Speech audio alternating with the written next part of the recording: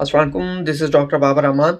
तो आज का हमारा टॉपिक है attention deficit hyperactivity disorder ADHD यानी ध्यान की कमी। जैसे ये नाम से ही लग रहा है, अटेंशन डेफिसिट यानी ध्यान की कमी। इस कंडीशन में बंदा जो भी काम शुरू करता है, थोड़ी देर बाद उसका फोकस फिर हट जाता है, फिर वो नया काम शुरू कर देता है। उसका फोकस बहुत कम टाइम तक रहता है एक चीज पे। ये attention deficit hyperactivity disorder होता तो चाइल्डहुड में है, लेकिन पता हमें अडल्टहुड में लगता है। जब बंदे के ऊपर स्ट्रेस पड़ता है, ज्यादा काम का वर्कलोड पड़ता है, तो उस कंडीशन में ये डायग्नोस होता है attention deficit hyperactivity disorder. Childhood में तो ये कंडीशन बहुत ही माइल्ड होती है, कम होती है, लेकिन जैसे ही बंदा बड़ा होता है, अडल्ट एज तक पहुंचता है, तो ये बहुत सीवियर हो चुकी होती है।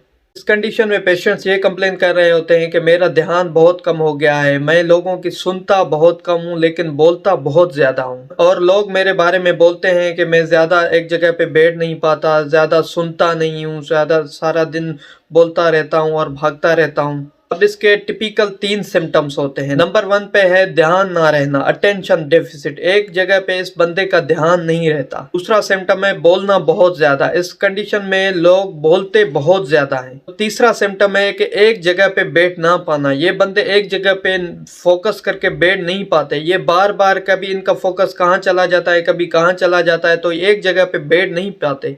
पहले तो ये कंडीशन सिर्फ बच्चों में ही डायग्नोस होती थी, लेकिन अब ये कंडीशन बड़ों में भी होने लगी है, जिसे हम adult onset attention deficit hyperactivity disorder कहते हैं। अब इस कंडीशन में बंदे को सब्र बिल्कुल नहीं होता, किसी का वो इंतजार भी नहीं कर पाता, और कहीं पे इसको लाइन में खड़ा होने के लिए बोला जाए तो वो वहां पे भी नहीं खड़ा हो पाता। अगर ऐसी सिचुएशन कभी इनके ऊपर आ भी जाए तो ये लोग बहुत बेचैन रहते हैं, उस कंडीशन से ये डील नहीं कर पाते।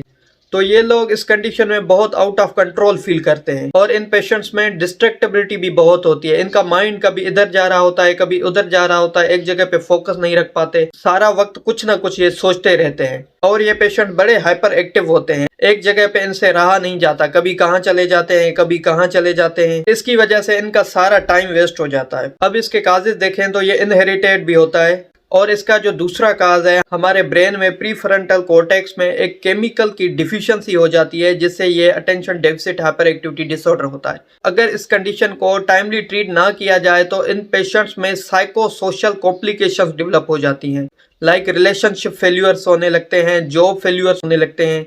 लोग इनके बारे में कहते हैं कि ये बंदा बहुत डिसऑर्गेनाइज्ड है, कोई काम ढंग से नहीं कर पाता।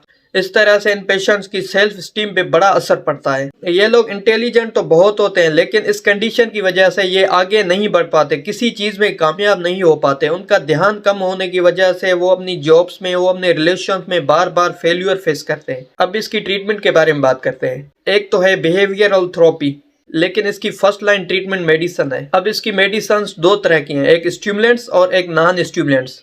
जो नॉन स्टिमुलेंट्स हैं लाइक एटोमेक्सिटाइन, जो पेंट्रा के नाम से आती है, और दूसरी दवाई है इराटिलाइन। और इन पेशेंट्स में साइकोथेरेपी भी होती है, बिहेवियरल मॉडिफिकेशन करनी पड़ती है इन पेशेंट्स में। Thank you, that's all for today.